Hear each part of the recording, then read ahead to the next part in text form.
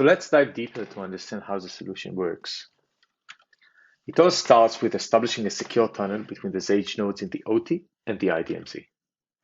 The Xage nodes are software components typically installed as VMs, and the secure tunnel requires a single firewall rule with a single port to be set up that only allows these nodes to communicate.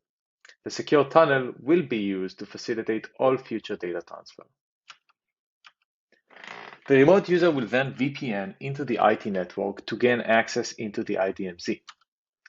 Next, the remote user would launch their browsers and browse to the Fabric portal hosted on the IDMZ Xage node. Users would then authenticate using their Active Directory credentials and possibly MFA to obtain a list of assets that they have permissions to access.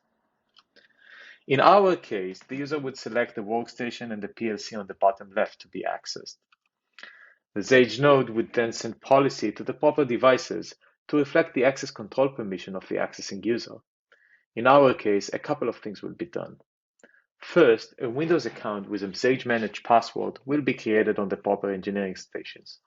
Secondly, policy will be sent to the Xage enforcement point, the ZEP, to allow network traffic from authorized users' engineering workstation to the PLCs.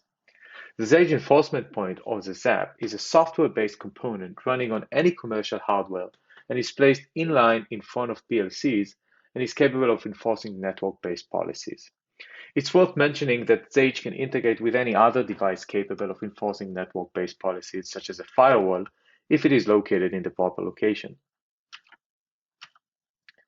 Remote user will then have an RDP inside the browser, as if they were on the OT workstation, while in fact the HTTP session is properly terminated at the IDMZ, where a new RDP session is created to the OT. From that workstation, they would be able to access the PLC that they are authorized to, but not access other PLCs that they don't have authorization to. They would then have to open the SCADA software to interact with the PLCs and perform their duties. Once the user logs out, the policy will be revoked, the account will be disabled, and the Xage policy will be revoked as well, leaving the environment safe and secure. Applying all of these security measures is completely transparent to the end user and takes away most of the burden from IT and OT admins.